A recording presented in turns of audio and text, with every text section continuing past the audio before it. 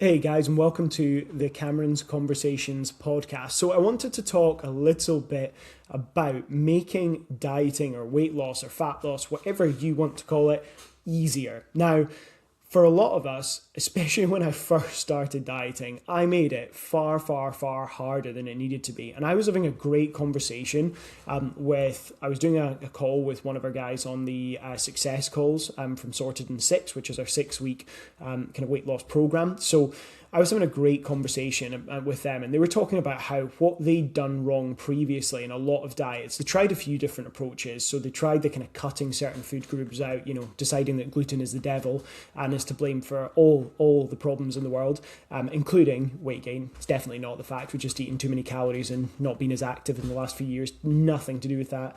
So they were talking about their experience of obviously trying these different diets, and then that they started to track calories a bit before, but they'd really struggled with it. And the reason they had really, really struggled with it was they tried to eat in exactly the same way as before, but just reduce portions. And this is identical to the mistake I made before I kind of got stuck into a really major fat loss phase. Now, for a bit of context, I actually did drop about 4 or 5 kilos doing this approach, where basically I ate exactly the same, but I just tried to eat slightly smaller portions. So I wasn't eating a lot of veg at the time, probably a little bit more fruit, but not a lot of fruit. And I really wasn't eating a lot of veg. I unfortunately was a late adopter to eating lots of vegetables, but now I start to eat a little bit more like an adult, and I'm actually much better at that now.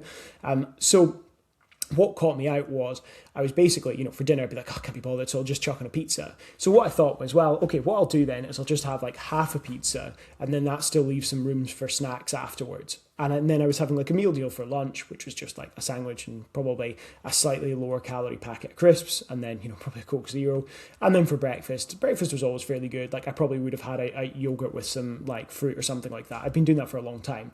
So the problem with that is that I was hungry, and it's what I call white knuckling a diet, which is like, okay, I'm just going to stick to these calories and I'm going to lose weight, which is absolutely the case if you can stick to them. And of course, what was starting to happen is after I lost like a few kilos, especially the first few, and I got a few weeks in, and I was hungry from the start, but I was getting hungrier and hungrier and hungrier. And the diet was getting harder and harder and harder, and I was becoming less and less adherent, and I wasn't sticking to it. And I struggled for a little bit with that, and I think I had a few weeks where I kind of like did that, and I started to stop tracking, at the weekends, and it all kind of started to fall apart a bit. Not so much that I regained weight, but just that I felt like I was struggling away with the diet and making very little progress. So what I then started to change was I started really simple. I was like, right, I'm going to try and eat a bit more fruit, because I realized like I'm hungry a lot of the time. Like that might help fill me up. And that's exactly what happened, is I ate a bit more fruit, and it did help. Wasn't quite enough though. Then I started to kind of look at the meals I was having, and I made better choices. So don't get me wrong, I wasn't having pizza every night by any means, but I started to just make trades there where I was like, actually, this is probably not the best option for me. Like, yes, it might hit my calorie target, and crikey, somehow I still hit my protein target, but this is just a struggle. So I started to make better and better choices. I started having more like chicken fajitas. I started having more stir fries. Like my nutrition just slowly started to shift, even things like omelets. So sometimes just really simple things like, having an omelet and then consciously being like, okay, instead of having just like an omelet with like a bit of tomato and cheese in it, like I had maybe a tiny bit of ham for a bit of extra protein. I'd throw some mushrooms on top, and then maybe have some peppers. Like I started to bulk up my portion sizes, and very quickly I adjusted and changed my approach because it worked so well. And I would notice it on a meal by meal basis, because the difference in fullness when I had something like chicken fajitas and I doubled up my veggie portion, it was massive. All of a sudden I had like a chunk more peppers, a chunk more in terms of like mushrooms I'd usually stick in as well, and whatever other kind of veggies I had in it. And all of a sudden I was like, this isn't like, I feel quite full, like it's quite manageable. And I started to find, not every day, because I wasn't perfect, like most of us aren't, but I started to find it easier and easier and easier.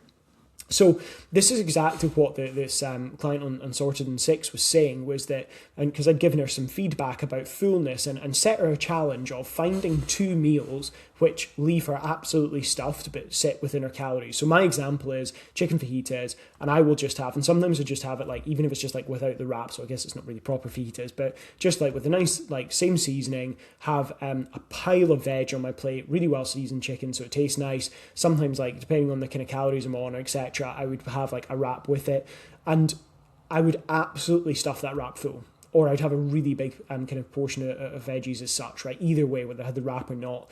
And all of a sudden, like that meal alone would stuff me. And I could probably have 450 calories, 400 calories for dinner and be full, like really full because I put enough veg in. And she'd done exactly this. She'd found 2 meals. I can't quite remember what they were, but she had 2 meals and she was finding that her fullness was much higher. And she'd ended up having both of those meals twice in a week. And she was like, I felt the knock-on effect in the evening for snacking. She did no want or need to snack because she was so bloody full. The next morning, there was a knock-on effect and she wasn't as hungry for breakfast. She was still having it. She's trying to eat regularly. That had been another thing we talked about. So she'd been doing that, and that made it a lot easier, right? And there's this huge knock-on effect across the week, and she managed to hit her calories like the most comfortably she'd done. She felt like she had some calories to spare because actually, like, she was full. So this is a really nice kind of starting point. It's like when we're trying to make weight loss easier, fullness is absolutely key. I think it's one of the most important principles. Interestingly, there's quite a cool study which talks about fullness, and I guess this is probably, it's not maybe the best example because I'm talking about actually physically changing your plate, but there is an experiment that basically was done, or a study that was done, and it compared, I think it was something like 2 smoothies or 2 milkshakes along those lines, and basically they labelled one as something that was a lot more high in calories, like, and filling and blah blah blah, and kind of just more extravagant, right, more over the top, and then they got the same milkshake and put it more down as like, I don't know, you kind of your equivalent of your like Weight Watcher shake or something like that, you know, something that's kind of meant to have all your nutrients in it, but it's a bit uninspiring. So same product, right, but they labeled it differently.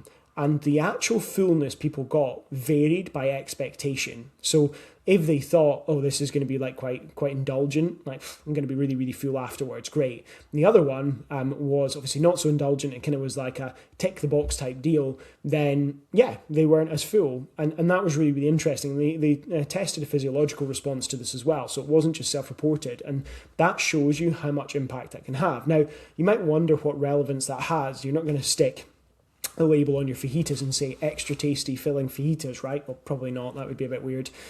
But what's useful about this is if I go to my lunch, which today is an example, so I'm going to have some venison meatballs and like just a tomato-based sauce with loads and loads of veggies.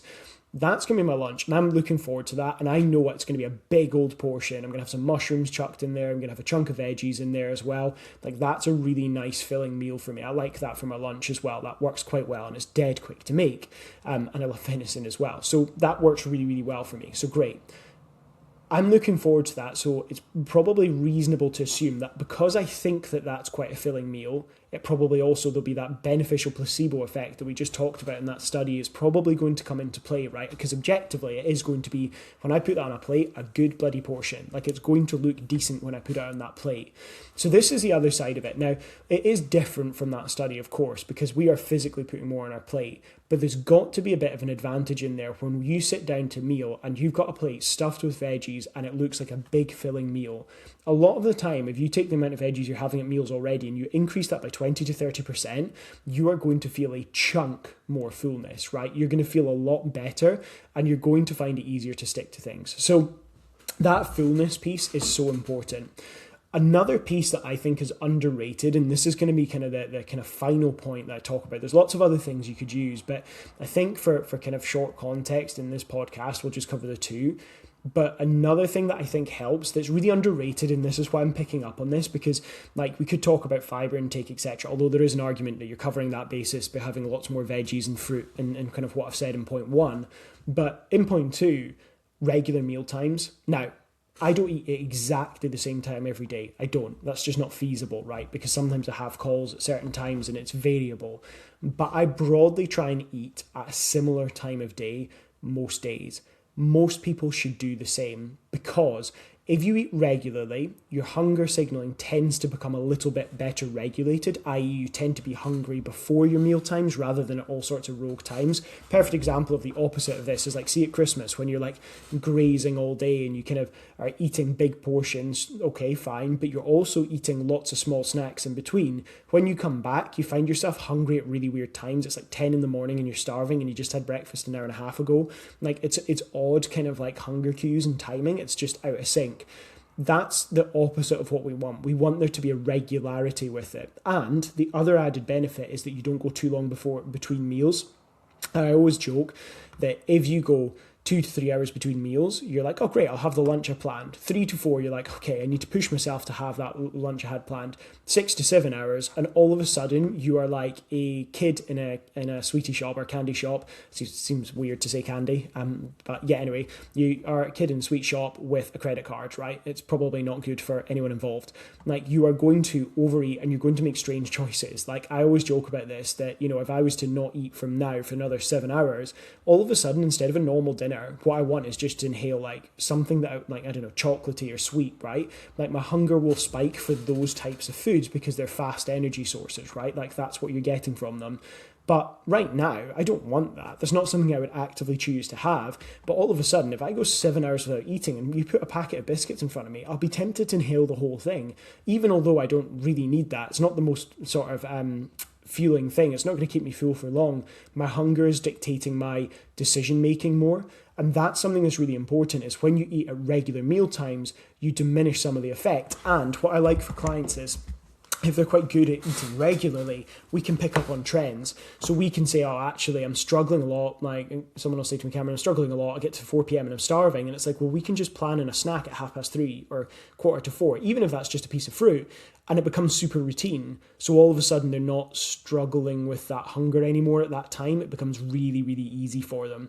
So those are a couple of things that if you're wanting to make your weight loss easier, if you do both of those things and you become really habitual and consistent, you're not going to be perfect with them, but if you have 4 or 5 meals that are much more filling in your week and you get, you know, even a good bit better at eating regularly, I guarantee that you find it easier. Like, it's just going to feel easier in terms of weight loss. Now, if you're in a shift pattern, like the latter point is harder, of course it is. And like, sometimes it's not easy to eat identical times, but you can probably get closer to a regular meal time rather than farther away. So that can be a great place to start. So let me know if you have any suggestions for topics for the next few weeks. I'll be happy to do some podcasts. There's quite a lot of podcasts coming out. I'm going to be getting out 2 a week. And of course, if you are struggling with your weight loss right now and you are feeling at a bit of a loss because you're trying and getting bloody nowhere, or you're trying to get motivated and after 2 days of your boss being an umpty or being a bit stressed or a bit sleep deprived, you just keep packing in your diet, then that is something that I can help you with. And that is what you can get through one-to-one coaching. And the link to that will be in the show notes. So if you want to hop into the show notes and click on the link, you can book a little chat with me and we can obviously chat through and see if it's a fit for you. And if not, I can encourage you in a direction that's probably sensible for you. But otherwise, have a great week and I'll speak to you soon.